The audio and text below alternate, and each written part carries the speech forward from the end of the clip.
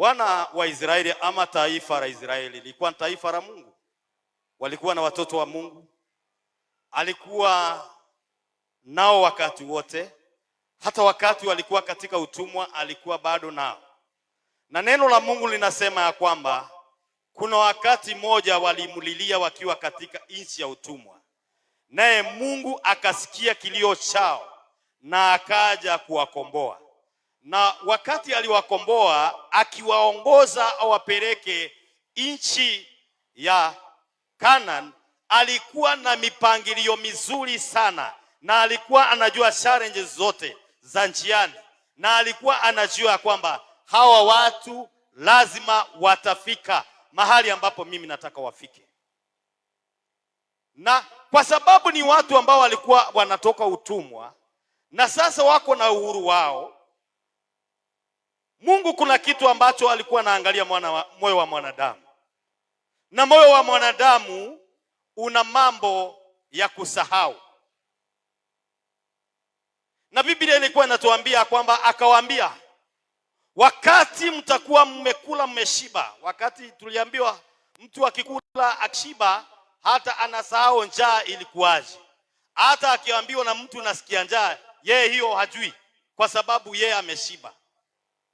Na alipenda wana wa Israeli wasisahau pahali ambapo amewatoa, mahali ambapo anawapeleka. Alipenda wasisahau.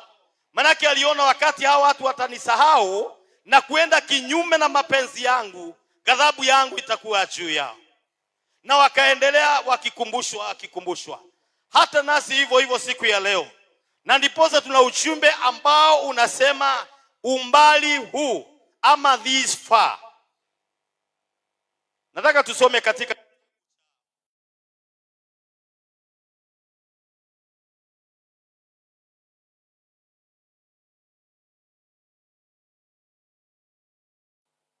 Corinthians chapter 4 and verse 3.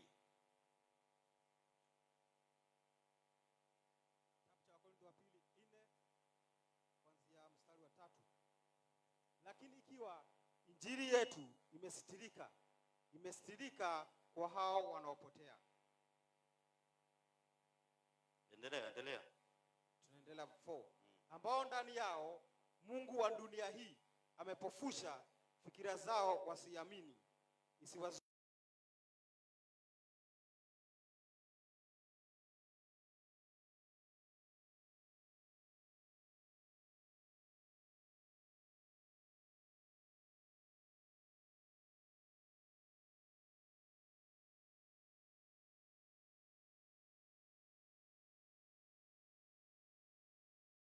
blinded the mind of believers.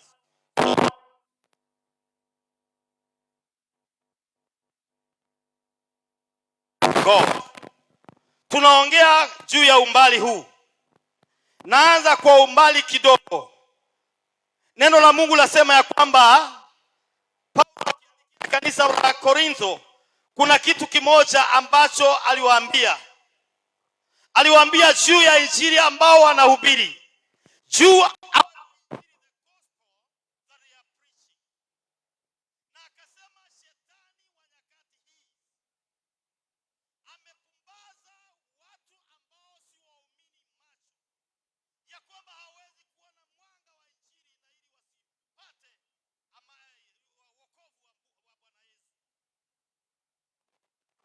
amesema the devil of this age has blinded the mind of the unbelievers so that they cannot see the light of the gospel. Wapendwa wetu, hivyo ni mbali ambapo Bwana ametutoa. Na shetani kwa sababu anajua shukrani ni kitu ambayo inaguza Mungu, anafanya sisi tusahau.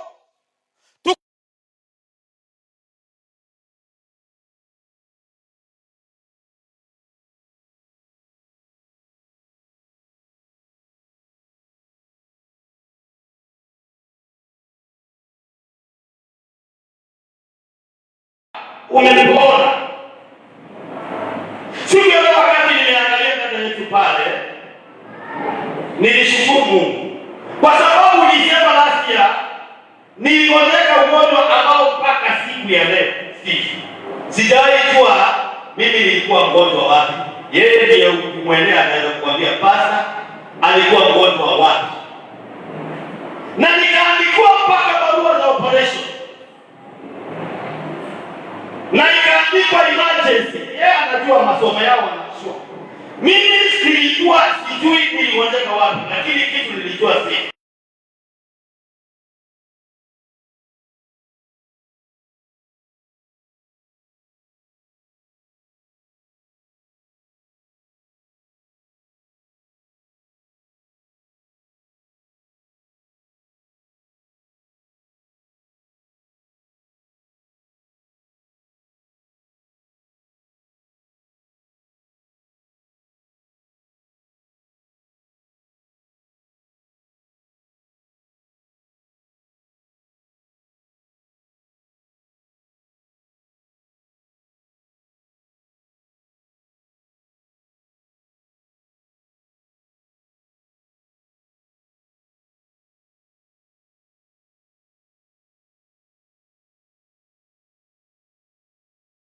siku ya leo nashukuru Mungu kwa sababu sikwenda mwaka huu. Mungu amenilinda na sasa ananivukisha mwaka mwingine. Haleluya! Na nipoza mwimbaji ameimba, nataka kuvuka, Bwana univukishe ng'ambo ile nyingine, wakule mwingine, moyo wangu ufurahi. Bwana asifiwe. Na hakika upendo wetu hatutafanya ni kusahau ametoa. Praise the Lord. Vile ambavyo pengine tulianza mwaka sivyo ulivyo. Kuna hatua ambapo umepiga, na kama haujapiga kuna hatua utafundishwa na Mungu. Praise the Lord. Pengine kuna vitu ambavyo vinaitwa, kuna vitu ambavyo ulikuwa resolution za mwaka, na ukamwambia Mungu mwaka huu hiki na hiki halijatimia. To promise you, Mungu yeye jana na milele, kila ambacho hakuweka hakufanya jana anaweza kukufanya leo ama kesho. Mungu hachelewi. Bwana asifiwe. Paulo akaandikia kanisa akawaambia, the devil of this age have blinded. Yani hawataki waone nuru ya Injili. Na shetani huyo, siku hizi kuna shetani jenzi. Shetani jenzi. Shetani wa siku hizi. Hakusema shetani wa jana. Haleluya. Kama pasa kusoma the devil of this age. Sio tumesoma the devil of this age. Na kizazi cha sasa kinajiita nini? Jenzi. Kwa hiyo kuna shetani jenzi. The devil of this age hataki uone kile ambacho Bwana amekufanyia. Anataka macho yako yawe na kuona kile ambacho hakijafanyika. Zile vitu ambavyo umeweka mbele za Bwana uliweka dhati 2024. Zile vitu ambavyo uliweka wakati unaingia 25. Pengine ni kamoja tu kamefanyika.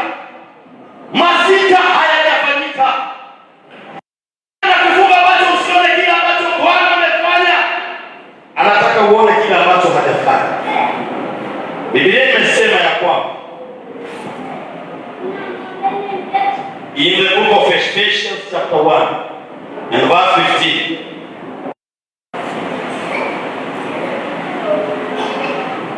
Efeso 1:15 inasemaje? Inasema hivi, kwa sababu hiyo mimi na tangu nilipopata habari za imani yenu katika na upendo lenu kwa watakatifu wote, siachi kutoa shukrani kwa ajili yenu, nikiwakumbuka katika vizuri.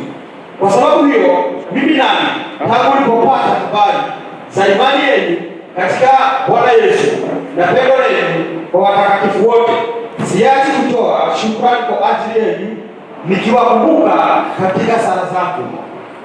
Mungu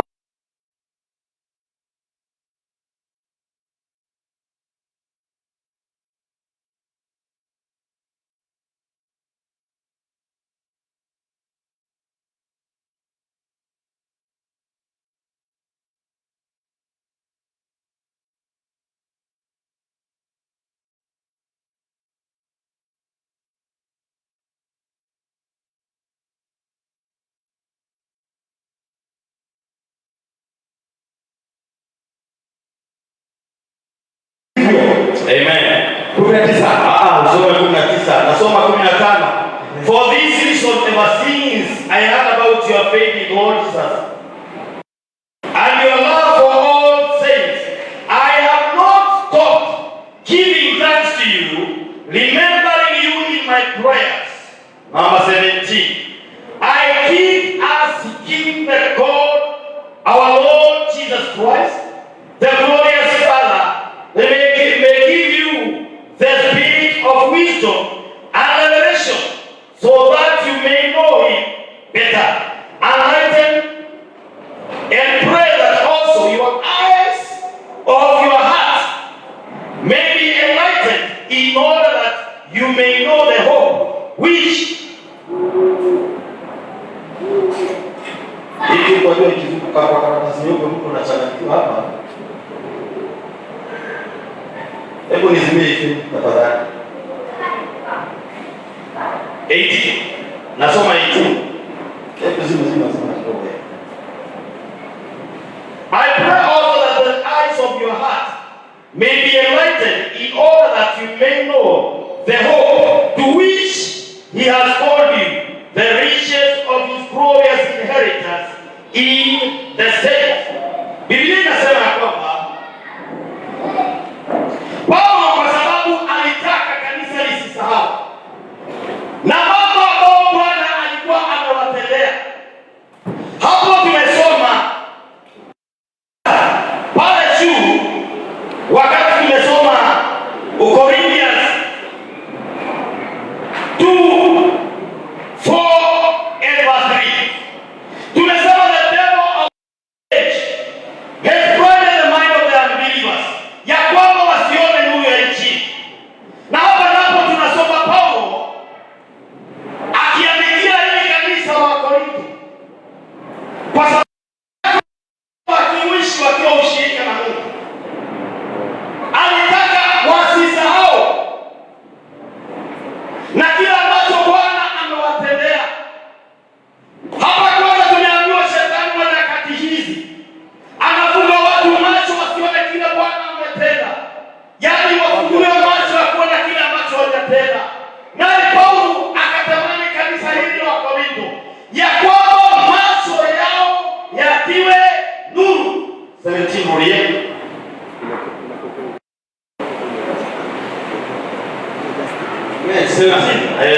Atuwe pamoja kabisa. 17 asemaje? Mungu wa Bwana wetu Yesu Kristo, Mungu wa Bwana yetu Yesu Kristo, Baba wa utukufu, awape ninyi roho ya hekima. Haleluya. Awape ninyi roho wa hekima na ya ufunuo na mafunuo katika kumjua yeye. 18 nasema, macho ya mioyo yenu na macho hayo ambayo ni ya kuona, ambayo imepumbazwa shetani wa nyakati hizi, ambao anaifunga. Lakini Paulo anasema macho ya mioyo yenu yatiwe nuru, mjue tumaini la mwito wake jinsi lilivyo, mjue tumaini la mwito wake jinsi ulivyo, na utajiri wa utukufu wa urithi wake, na utajiri wa mwito wake katika jinsi ulivyo, katika watakatifu na jinsi ulivyo. Wapendwa wetu, hii ni Jumapili ya mwisho. Kuna watu wengi ukiwauliza ni nini na nini Bwana amekufanyia mwaka huu,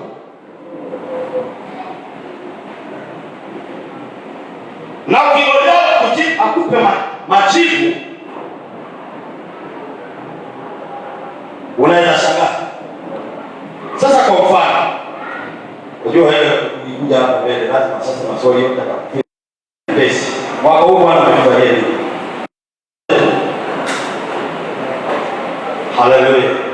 Amekupa uzima. Tumpigie makofi mazuri. Mungu amefanyia nini mwaka huu? Wani wewe una sasa rango mjibu hapa kwa wakati kama ni basi. Huyu ana kitu yako kama anaweza jibu. Bwana asifiwe. Kila kitu ambacho mzee ametuambia, kila ambacho anashukuru Mungu sana kwa wakati huu. Anaweza kuwa zile pesa ambazo alitamani awe ameshika mwaka huu bado hajalizika.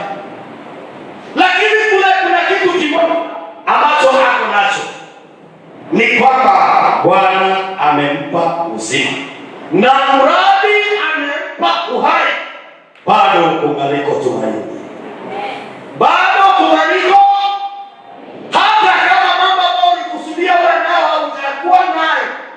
Kile ambacho ni muhimu kwamba una uzima. Biblia inasema mtu ambaye amelala hata kwake hajui ni wapi. Bwana asifiwe. Lakini kwa hiyo hakuna tumaini kwake. Lakini wewe ambao una uzima siku ya leo, God can change your story anytime. Here today, here tomorrow, God can change your story. Kile ambacho hukupata, Mungu ana uwezo wa kukupa kwa wakati wake. Na kile ambacho Paulo anasema ni kwamba macho ya mioyo yetu, macho hii yanatazama kile ambacho hatujafanyiwa, na macho hii yanatazama pata, macho hii yanatazama. Nilikuwa naona baba angalia akitembea miguu, anatembea na gari, na bado mimi ananiacha nikitembea miguu. Macho, haleluya. Lakini Biblia inasema hivi, macho ya mioyo yenu itiwe nuru. Praise the Lord. Yakijua nuru, utaona kile ambacho Bwana amekufanyia, na utaona kile Bwana anatazamia kukifanya. Kwa hivyo hatutakuwa na wakati wa kunung'unika.